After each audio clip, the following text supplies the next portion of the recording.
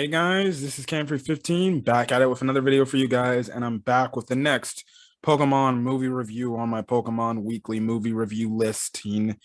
And we are here with the seventh Pokemon film, Pokemon Destiny to Deoxys. Now, I remember when I first watched this when I was a lot younger and I got it on DVD. Fun fact, I actually got a Pokemon DVD that contained Pokemon Forever, Heroes, Jirachi Wishmaker, and Destiny Deoxys on the whole like type of disc where it's like double-sided. Like two movies are on one side, the other movies are on the other side. Pretty cool. But I remember when I was younger and I watched Destiny to Deoxys. This was one of my favorite Pokemon films, and I enjoyed it a lot. Because I thought Deoxys was cool and Rayquaza was in it. And I thought it was interesting. But now that I opened and saw this movie up with an open eye, especially much older now, let me just say Pokemon Destiny to Deoxys is pretty much a average Pokemon film, if you ask me. Completely kind of a step down from the last film. So yes, let's get to it. So this is my review on Pokemon Destiny to Deoxys. Anyways, we start the film off with obviously your typical recap scene of the Pokemon world and everything. They really went in depth with this one and stuff like that. Obviously get the introduction about Ash and everything. So we start the movie off in the Arctic where Professor Lund and Yoko, who I guess you can say, I don't know. She should be the wife of this professor, but okay, she's not. But honestly, if you ask me, the professor should wife her up. Anyways, essentially, they're doing research in the Arctic on the Celio and the Seal line and stuff like that until all haywire goes loose when this meteorite falls from the sky and everything. And then lo and behold, craziness ensues.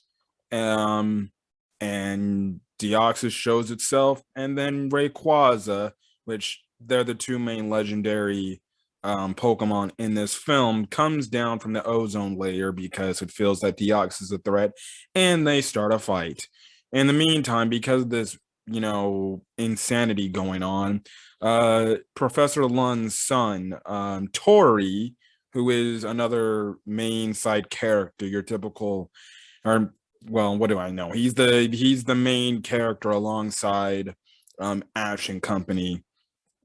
So yeah, he essentially ends up freaking, escaping or trying to freaking run away, but he ends up, essentially getting traumatized by all these different Celios and Walreins and stuff like that, essentially looking like they're gonna smash him or, stampede over him, almost honestly in a scene similar to the Lion King.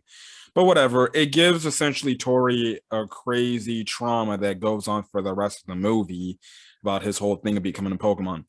AKA, if you've seen the Pokemon anime, Pokemon Sun and Moon, if you've seen that portion of the anime, let's just say Tori was Lily before Lily was invented as a character for the anime. That's all I'm going to say, and I'm going to leave it at that. Anyways, so the fight's happening and everything. But essentially throughout the fight, essentially Rayquaza gets the upper hand and defeats Deoxys.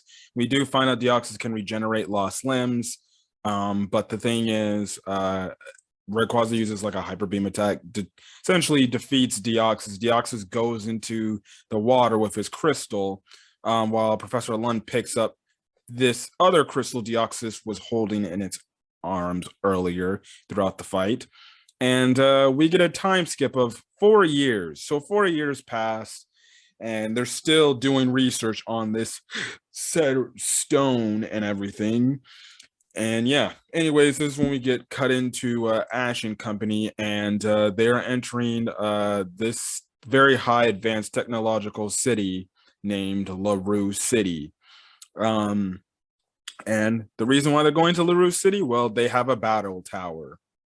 Oh, isn't that like post-game content right there? But whatever. They have a battle tower that Ash goes is going to. And essentially, he comes across these characters in Sid, Raph, and his two kid sisters, as well as they come across this other girl who Brock's into and simping for the entire film, this girl named Rebecca. They're also going to the battle tower as well. So yes, Raph essentially challenges Ash to a fight. Ash accepts. He essentially is trying to get to the battle tower main area, but he ends up running into Tori, and Tori's afraid of Pokemon and everything. So he's obviously running away from Ash. Then, surprisingly, they end up in the same elevator, and of course, Ash gets to the battle tower area to battle. Rebecca gets there too short because Tori stole her spot. Everything. Now, Tori isn't a Pokemon trainer because he's scared of Pokemon. Okay. The fact that the people can't tell that, no idea. And it's funny because I did watch another review saying, well, if these people had technology to where they can sense freaking just your ID card, why couldn't they have the technology to scan your body to see if you have any Pokeballs on you? And clearly Tori didn't. Anyways, it ends up being a double battle. Ash gets his fight against Raph and Sid, but mostly Raph, but he tries to lend Tori his Pokemon. Pikachu and Torkoal go up against a Blaziken and a Blastoise, and when I tell you this is probably one of Ash's most embarrassing losses in the anime, it truly is. And that's kind of what happens now. Essentially, we see Tori kind of run away, or what happens is Tori runs away after his dad and Yuko come up on him, or come up on Ash and company. And essentially, that's when Yuko goes on to tell Ash and the others in the group that essentially Tori is afraid of Pokemon and he doesn't like socializing with them, even though he ends up helping out a My Plus One Minin later on, and he ends up hanging out with Pokemon later in the film, even though he has a phobia of Pokemon. And if you have a phobia or fear of Pokemon, well, then I would think that you wouldn't even be closely around them, but I digress. Anyways, Ash and company have the bright idea to say, well, let's find a way to have our boy Tori look like Pokemon again and be able to touch them and stuff like that. So yeah, it ends up getting to the point where Ash is trying to chase after Tori. Tori kind of pushes him down because he's afraid of Pokemon that show up. Ash almost beats the clobbering out of him because of it.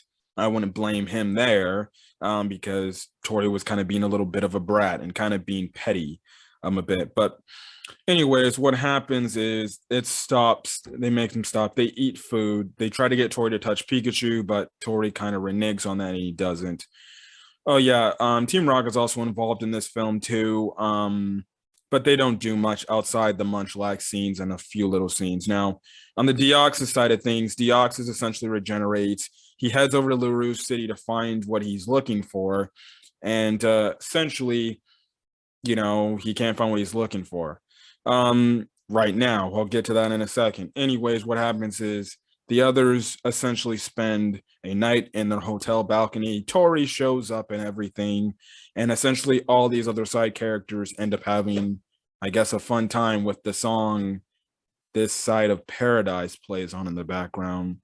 Now, for me, I'll say this. It's kind of catchy, but I won't blame you if you say the song's annoying as hell. Because after a while, it does kind of get annoying and it's too damn long of a song. And this song also plays in the ending of this movie.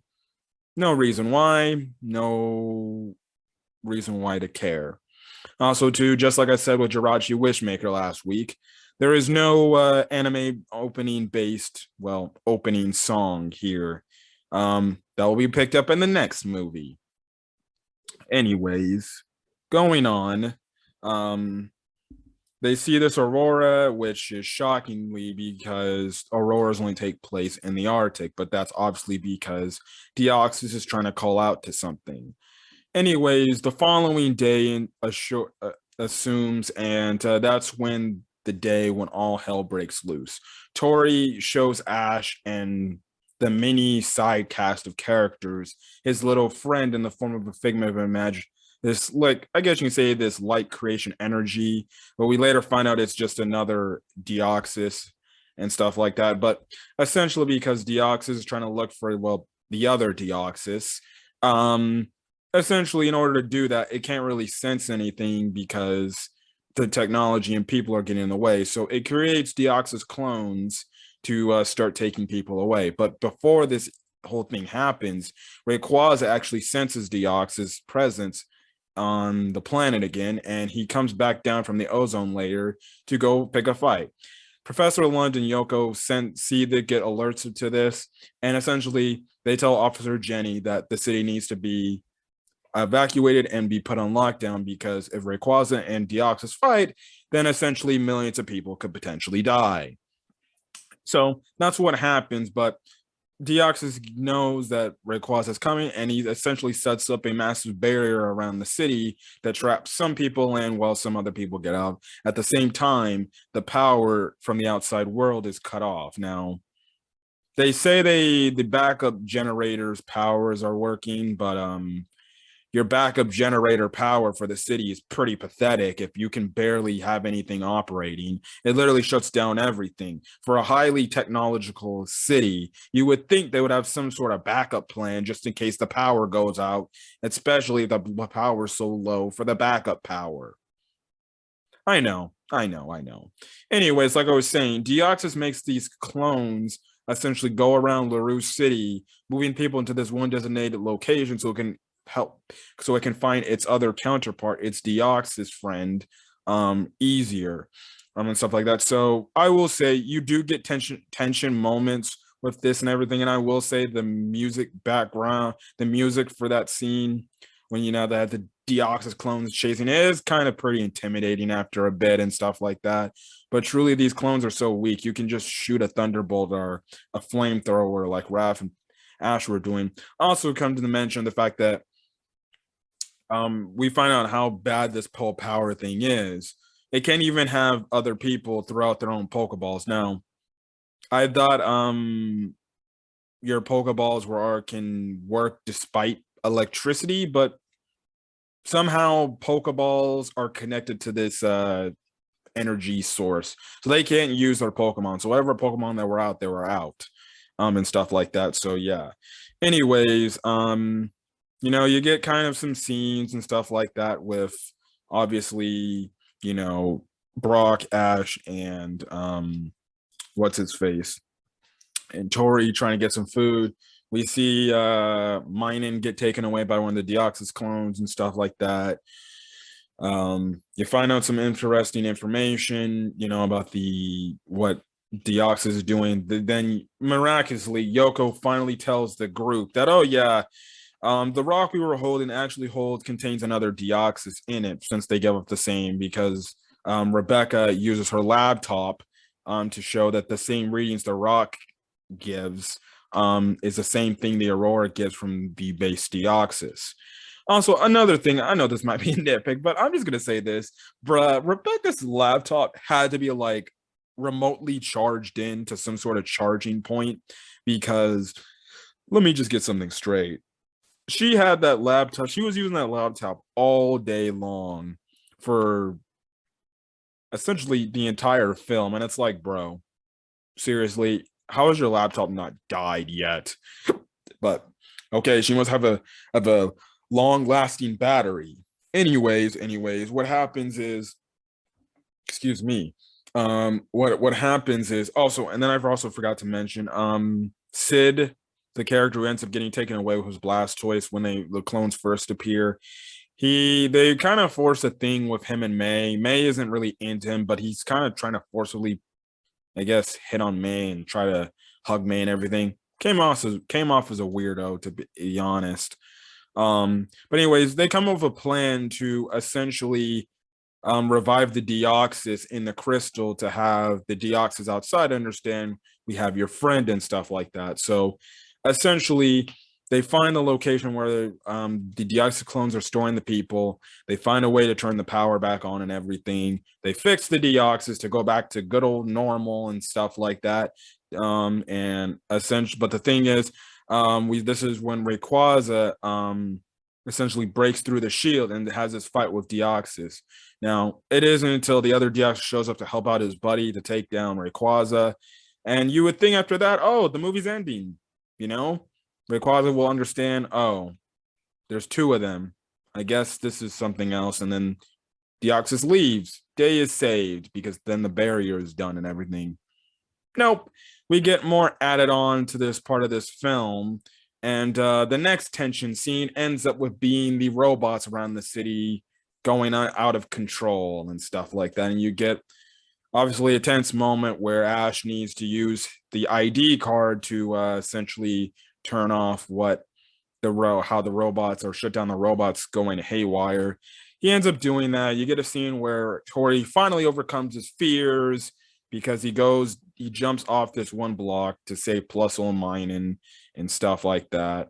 And anyways, the Deoxys they essentially are cool with Rayquaza. Yeah, Rayquaza is just cool with them after picking a fight with the Deoxys. Cool. Okay, yeah, we're cool now. We're cool now. He goes back to the ozone layer. Deoxys, well, the Deoxys leave, and then that's kind of it. That's the end of the movie. And the credit scenes is just Ash and company saying goodbye to everybody coming across the film. Now, one quick question. Early in the movie, Ash was supposed to have some sort of rematch with Raph. Why could they have not shown that in the post-credit scene? You know, Ash gets a one-on-one rematch with Raph and he ends up winning, even though you see it in the credits. No idea. But like I said, everybody says its goodbyes to the credits and stuff like that with this Side of Paradise playing in the background, and movie's over. So, yes. Overall, what are my thoughts on Destiny to Deoxys? I think Destiny to Deoxys or Destiny Deoxys is a pretty average to below average Pokemon film. Like I said, when I watch it, I still get nostalgia vibes from it, but just breaking it all down, it's an average to below average Pokemon film. The side characters were completely pointless, more than enough. I think they had too many side characters. You just look at the freaking people and Raph all the way to his little tiny sisters. Raph, Sid, Rebecca, and his tiny little sisters. Like, that's a little bit too much of side characters going on. And plus, you kind of add Yuko to the game because she ends up becoming a side character from the standpoint she's a scientist. And then you also got the side Ash's side companions, which also add a lot to it, even though they didn't do much like they did in the last couple of films and stuff like that. So yeah, and then Tori as the main side character that gets to focus on this film. I thought it was a meh character. I didn't really care. Yeah, he had his whole phobia of being afraid of Pokemon, but I just feel like it wasn't executed right in some sort of way. And then in some cases he came across as a brat, especially at the start of the film, and stuff like that. But we really didn't do anything. And it's like I said, he was essentially Lily before Lily was existed in the Pokemon anime. Because if you watch the Sun and Moon anime, Lily was scared of touching Pokemon. Same thing, just differences. It's in an episode series where that can actually be drawn out and actually focused on. Here, you only essentially have an hour to focus on this whole plot and then done. So yeah, is what it is. The plot of the story is kind of meh as well. Truly, there truly is no main antagonist for this film. Like, we're led to believe Deoxys is, well, evil because he's an alien from outer space. He's a Pokemon from outer space, and we don't know it. We don't know if Rayquaza is the villain because obviously when the objective is, it's kind of like this. They played like Deoxys is the bad guy, and then after Deoxys' friend comes on, you find out it's like, okay, now Rayquaza is the bad guy. Oh wait, now the robots are the bad guys now because they're going haywire. This movie really has no antagonist or no true thing going on. Kind of the plot line is weird creatures comes out of outer space, traps human characters in bubbles, and human characters have to find a way to survive. It's kind of just a survival film, to be honest. And it's kind of bland for a Pokemon film. Yes, was Deoxys somewhat of a threat? Yeah, but he really didn't make things threatening and menacing. And honestly, he didn't come across like that. If Deoxys was actually out for blood, then maybe the film would have been better. And it would have gave Rayquaza a purpose to actually try to take Deoxys down, even though technically he did have a purpose because Rayquaza essentially protects the ozone layer of the Earth in the Pokemon world, um, and stuff like that. But yeah, that's kind of it. Story's kind of bland because, well, yeah, in terms of what Ash brings to this film, not much. Um, if anything, he doesn't really truly do anything. He's kind of just like there, to be honest. And yeah. But obviously, as you can tell, I'm kind of like, disappointed by this. I'm not disappointed. I just think it's like a movie that you don't have to waste your time watching. And surprisingly, after coming off Jirachi and the Wishmaker, the Jirachi the Wishmaker, in my opinion, honestly, a step down. And yeah, but hey, you can't get no better because apparently next movie, some people consider this the next one of the best Pokemons, if not the best Pokemon film in the franchise, and that's Pokemon, the movie Lucario and the Mystery of Mew.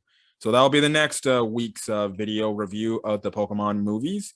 And yeah, so if you guys like the video, leave a like, put in the comments on your thoughts on Pokemon Destiny, Deoxys. Did you like it? Did you not like it? Are there issues with it that I didn't bring up? Yada, yada, yada. As well as hit that subscribe button if you want to get more of my Pokemon movie content, as well as any other thing I upload to the channel. Other than that, guys, I'm going to get out of here. And hopefully, you guys have a great rest of your day. And hopefully, you guys are staying safe out there. Till then, guys, see you guys next week for Pokemon, Lucario, and the Mystery of Mew. See you guys later.